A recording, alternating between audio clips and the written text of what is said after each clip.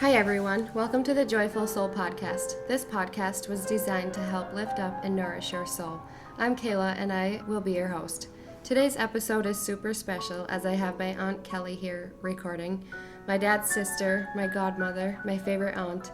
We have so many, actually endless memories together. She is the kind of aunt that would take me to work with her, take my sisters and I for sleepovers, let us curl her hair.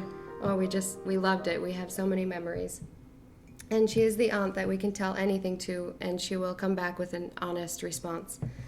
How are you this morning, Kelly? Oh, I'm doing just fine. That's good to hear. We are recording in Greer, South Carolina. Do you want to tell us about yourself? You don't have to. Did you have to start with that? You already told them about me. Okay, yeah. Yeah, that's fine. I'll Right? go to the next question, yeah. She just barreled out to talk about yourself.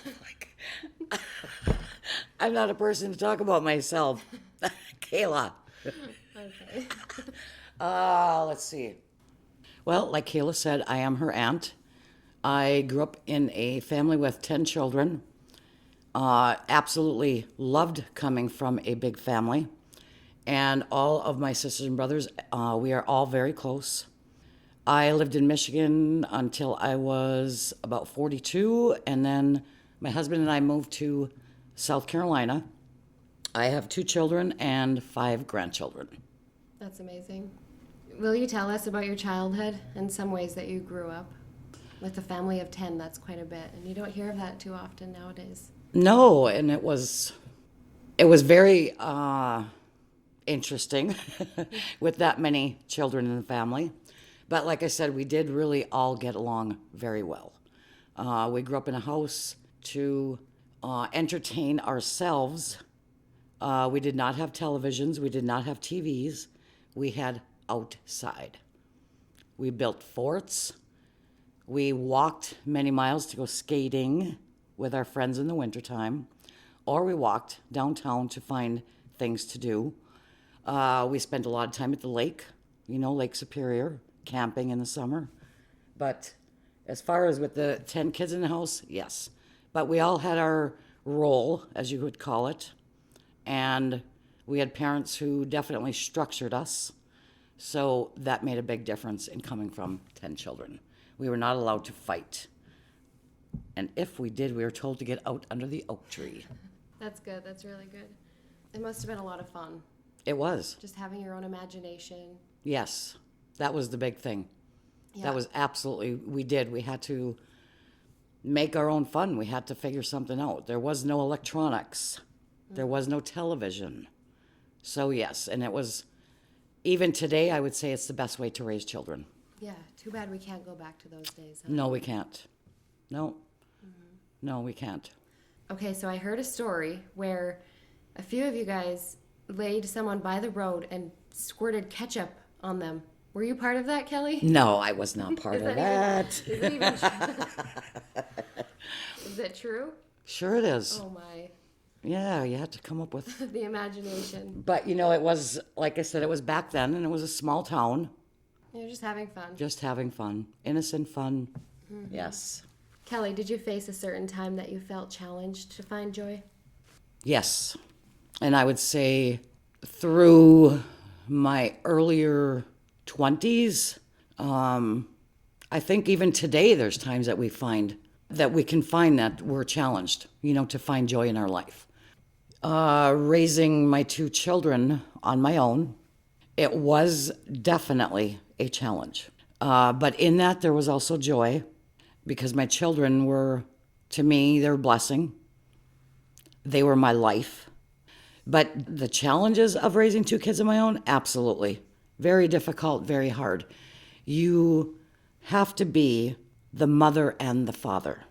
Mm-hmm. So there's times when you have to actually give in to them like you do in a household where there's a mother and a father.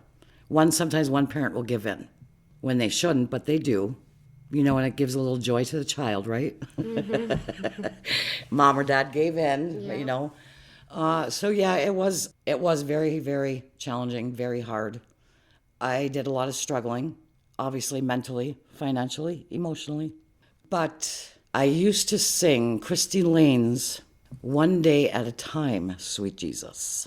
So sometimes I would play her song, and sometimes I would just sing it out loud to get me through the day. And every night when I went to bed, I would thank God for getting me through that day and asking Him to please just get me through tomorrow. And I did that for many years until my kids graduated. And one time, I even actually asked Him, God, I know I'm not supposed to ask you this, but could you please at least let me live till they're 18 so that I wouldn't have to worry about where they're going to end up or who's going to be taking care of them. Yeah, and that's okay to ask God those kind of questions. Giving up a lot of your personal life for your children of, not going out, not dating, going without my own, like little silly thing of, I guess some people might call it that, of not buying clothes for yourself because the money had to keep being put away because they're going to need school clothes when school starts. You have to buy them some new clothes for school. Everything was for my children, and I looked at it as they're innocent in this. They did not get asked to be brought into this world. So I owe them all what I can give them of myself. That puts up a huge selfless challenge. You're not being selfish one bit. You're giving them your all. You have to. Mm-hmm. You have to. Is it easy? No, it isn't. It's very difficult, and it is hard. But that is just the reminder, like I said, that I would give myself every day. They did not ask to be brought into this world. Absolutely. And now you get to live in South Carolina with your children yes. and your grandchildren, yes. which is an amazing blessing. Yes, yes. But I think the majority of that, if I go back or even look today, when I felt at my lowest or my worst, I remembered one thing always, and that is to pray. And God will see you through the day. And if we can recognize that, and at the next time when we feel like we're going down, to remember to look back at how much we have already been through, that God has carried us. He does not promise us a life of no trials or tribulations, but He does promise to carry us through them. Yeah, that is so well said. So no matter what we go through, we have to remember to pray. God is always there, and He's right there. He is the one. He knows everything. Aside from that, you can, if you have, a very close, trusted friend that you can talk to, because sometimes, even with your husband, sometimes we don't really want to say some stuff to them. And if you can find a trusted friend that will never talk about what you've talked to them about, and they can help you.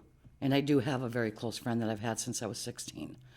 And there's a lot of stuff that I have talked to her that she has never told anybody. It's never come out. That's amazing. Yes. That is really good. A rare jewel. Yeah, definitely. I know I definitely went through the path of telling people some stuff, and it ended up in a big crash, and you learn from it. You do. You go through things and you have to learn from it. You do. So that's key. Learn from it. Mm-hmm. Yeah. Definitely. Yeah.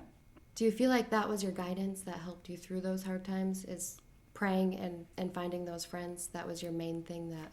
Absolutely. Like I said earlier, where I did have my best friend who also definitely helped me through that. Of, Kelly, you're a strong person. You can do this.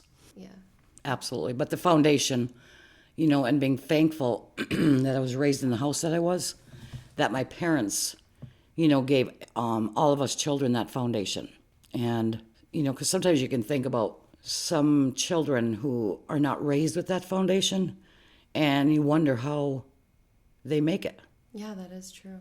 Where do they find peace? Right. It is such a blessing to have a Christian home Yes. that you grow up in. Yes.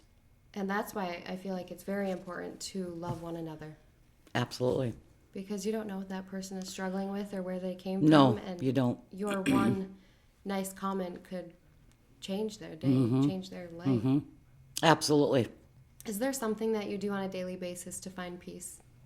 On a daily basis, I think going back to what I said, and that's originally on, to just pray, and even in troubled times, or maybe it's just a bad day started, or, that for God to just give me the strength to get through that day. Just pull me through today. And then when I go to bed at night, to remember to thank Him for that day because He pulled me through it. Always, always remember to be thankful. And even in hard times, bad times, where I still would tell Him thank you for all of the blessings. That's good, because He will send us trials to make us stronger. But it's hard to get there to always remember, to also thank Him for the blessings. Yes. Because there are blessings in every one of your days, if you want to find it. Yeah, there really is. Do you have a favorite Bible verse? I do. This is the day that the Lord hath made.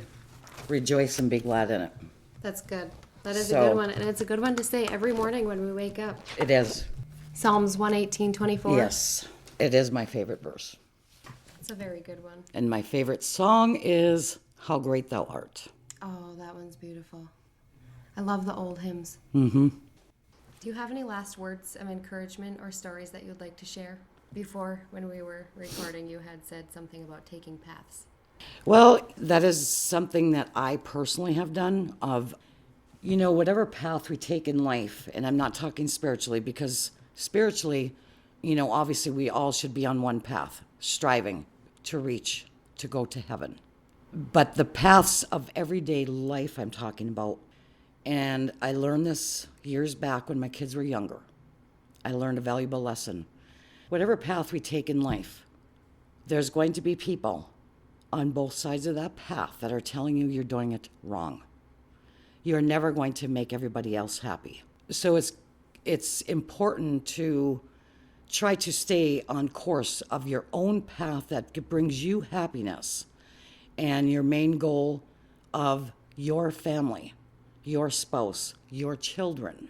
And sometimes it's hard to stay on that, but it's the absolute best way to do it.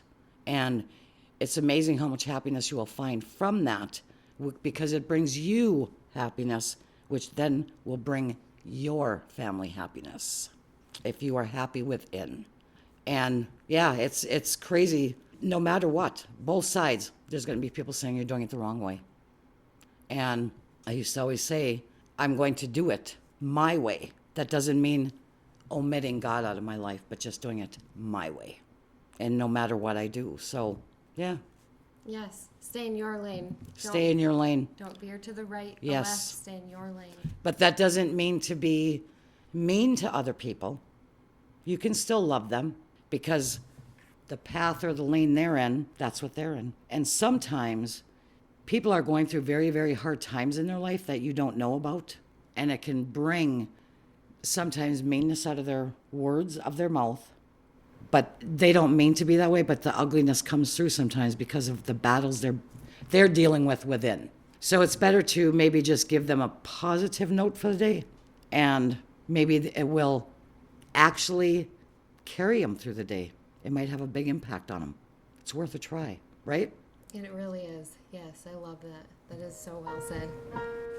Thank you so much for sharing your story with us, Kelly. It was a privilege to do this recording with you. I'm so grateful for you. Let's remember, as we go about our days ahead, in heaven there will be no more pain or hunger or tears or disease or war or disasters. Only light, love, and joy. Thank you, Father, for all you do, and thank you so much who listen to the Joyful Soul podcast.